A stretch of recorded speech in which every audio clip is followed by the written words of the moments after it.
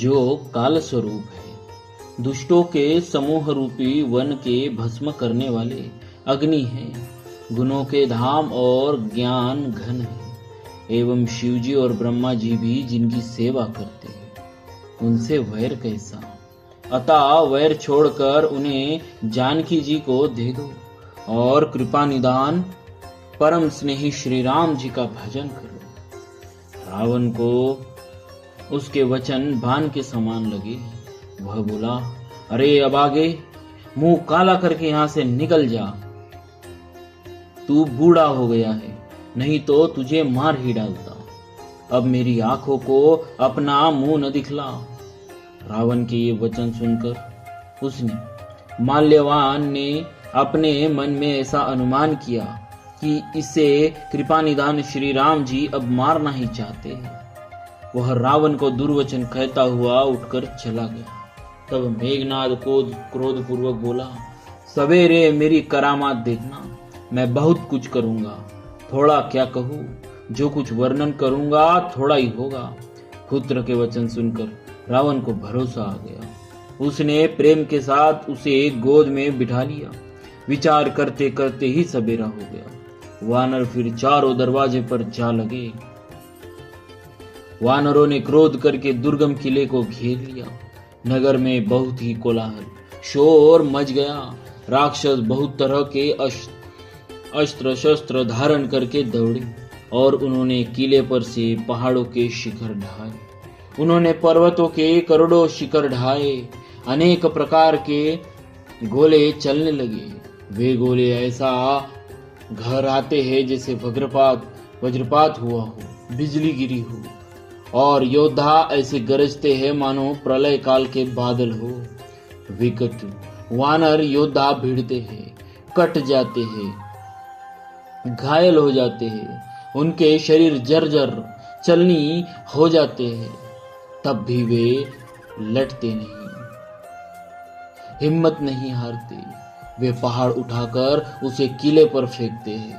राक्षस जहां के तहां जो जहां होते हैं वही मारे जाते हैं। मेघनाद ने कानों से ऐसा सुना कि वानरों ने आकर फिर किले को घेर लिया है। तब वह वीर किले से उतरा और डंका बजाकर उसके सामने चला। मेघनाद ने पुकार कर कहा, समस्त लोकों में प्रसिद्ध धनुर्धर कौशलाधीश दोनों भाई कहाँ है? नल नील द्विविध सुग्रीव और बल की सीमा अंगद और हनुमान कहाँ है? भाई से द्रोह करने वाला विभीषण कहाँ है? आज मैं सबको और उस दुष्ट को हठपूर्वक अवश्य ही मारूंगा। ऐसा कहकर उसने धनुष पर कठिन बाणों का संधान किया और अत्यंत क्रोध करके उसे कान तक खींचा। वह बाणों के समूह छोड़ने लगा, मानो बहुत से पंख वाले सांप दौड़े जा रहे। जहां तहां वानर गिरते दिखाई पड़ने लगे। उस समय कोई भी उसके सामने न हो सके। रीछ वानर जहां तहां भाग चली। सबको युद्ध की इच्छा भूल गई। रणभूमि में ऐसा एक भी वानर या भालू नहीं दिखाई पड़ा जिसको उसने प्राण मात्र अवशेष न कर दिए हो, अर्थात जिसके केवल प्राण मात्र ही न बचे हो, बल पुरुषार्थ सारा जाता न रहा हो। फिर उसने सबको 10-10 बाण मारे। वीर वानर पृथ्वी पर गिर पड़े। बलवान और धीर मेघनाद सिंह के समान नाद करके गरजने लगा। सारी सेना को बेहाल व्याकुल देखकर पवन सुत हनुमान जी क्रोध करके ऐसे दौड़े मानो स्वयं काल दौड़ाता हो।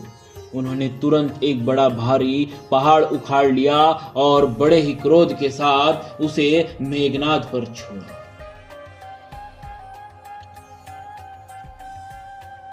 पहाड़ को आते देखकर वह आकाश में उड़ा। उसके रथ सारथी और घोड़े सब नष्ट हो गए, चूर चूर हो गए। हनुमान जी उसे बार बार ललकारते हैं, पर वह निकट नहीं आता, क्योंकि वह उसके बल का मर्म जानता है। तब मेघनाद श्री रघुनाथ जी के पास गया और उसने उनके प्रति अनेकों प्रकार के दुर्वचनों का प्रयोग किया। फिर उसने उन पर अस्त्र शस्त्र तथा सब हथियार चलाए। प्रभु ने खेल ही में सबको काट कर अलग कर दिया। श्री राम जी का प्रताप सामर्थ्य देखकर वह मूर्ख लज्जित हो गया और अनेक प्रकार की माया करने लगा। जैसे कोई छोटा व्यक्ति छोटा सा सांप का बच्चा हाथ में लेकर गरुड़ को डरावे और उससे खेल करे। शिव जी और ब्रह्मा जी तक छोटे बड़े सभी जिनकी अत्यंत बलवान माया के वश में है, नीच बुद्धि निशाचर उनको अपनी माया दिखलाता है। आकाश में ऊंचे चढ़कर वह बहुत से अंगारे बरसाने लगा। पृथ्वी से जल की धाराएं प्रकट होने लगी। अनेक प्रकार के पिशाच तथा पिशाच चिनिया नाच नाच कर मारो काटो की आवाज करने लगी। वह कभी तो विष्टा, पीप, खून, बाल और हड्डियां बरसाता था और कभी बहुत से पत्थर फेंक देता था। फिर उसने धूल बरसाकर ऐसा अंधेरा कर दिया कि अपना ही पसारा हुआ हाथ नहीं सूझता था। माया देखकर वानर अकुला उठे। वे सोचने लगे कि इस हिसाब से इसी तरह रहा तो सबका मरण आ बना। यह कौतुक देखकर श्री राम जी मुस्कुराए। उन्होंने जान लिया कि सब वानर भयभीत हो गए हैं। तब श्री राम जी ने एक ही बाण से सारी माया काट डाली, जैसे सूर्य अंधकार के समूह को हर लेता है। तदनंतर उन्होंने कृपा भरी दृष्टि से वानर भालुओं की ओर देखा, जिससे वे ऐसे प्रबल हो गए कि रण में रोकने पर भी नहीं रुकते थे। श्री राम जी से आज्ञा मांग कर अंगद आदि वानरों के समूह साथ हाथों में धनुष बाण लिए हुए लक्ष्मण जी क्रुद्ध होकर चले। उनके लाल नेत्र है, चौड़ी छाती है, विशाल भुजाएं है, हिमाचल पर्वत के समान उज्जवल गौरवर्ण शरीर, कुछ ललाई लिए हुए है। इधर रावण ने भी बड़े बड़े योद्धा भेजे, जो अनेकों शस्त्र अस्त्र लेकर दौड़े। पर्वत, नख और वृक्ष रूपी हथियार धारण किए हुए वानर श्री राम जी की जय, श्री राम जी की जय पुकार कर दौड़े। वानर और राक्षस सब जोड़ी जोड़ी से भिड़ गए। इधर और उधर दोनों और जय की इच्छा कम न थी, अर्थात प्रबल थी। वानर उनको घूसों और लातों से मारते हैं, दांतों से काटते हैं। विजयशील वानर उन्हें मारकर फिर डांटते भी हैं, मारो मारो, पकड़ो पकड़ो, पकड़कर मार दो, सिर तोड़ दो और भुजाएं पकड़कर उखाड़ लो।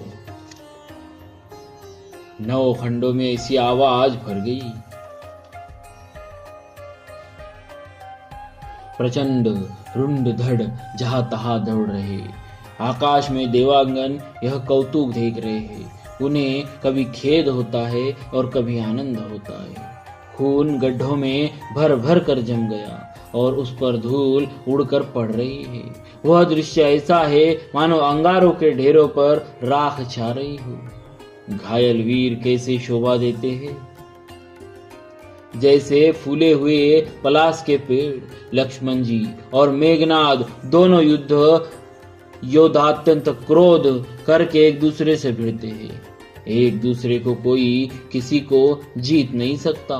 राक्षस छल बल माया और अनीति अधर्म करता है।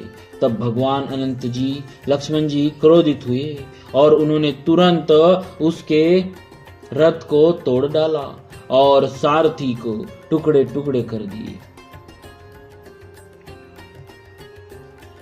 शेष जी लक्ष्मण जी उस पर अनेक प्रकार से प्रहार करने लगे। राक्षस के प्राण मात्र शेष रह गए। रावण पुत्र मेघनाद ने मन में अनुमान किया कि अब तो प्राण संकट आ बना, ये मेरे प्राण हर लेंगे। तब उसने वीर घातिनी शक्ति चलाई। वह तेज पूर्ण शक्ति श्री लक्ष्मण जी की छाती में लगी। शक्ति के लगने से उन्हें मूर्छा आ गई।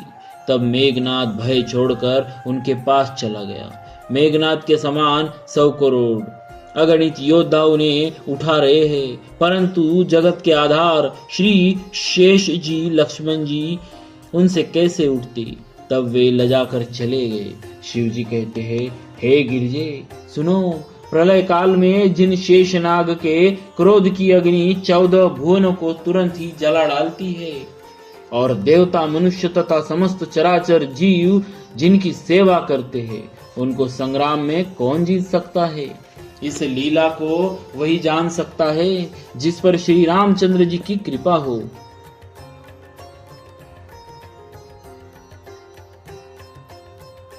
संध्या होने पर दोनों ओर की सेनाएं लौट पड़ी। सेनापति अपनी अपनी सेनाएं संभालने लगे। बोलिए श्री सीताराम जी महाराज की जय। भक्तवत्सल भगवान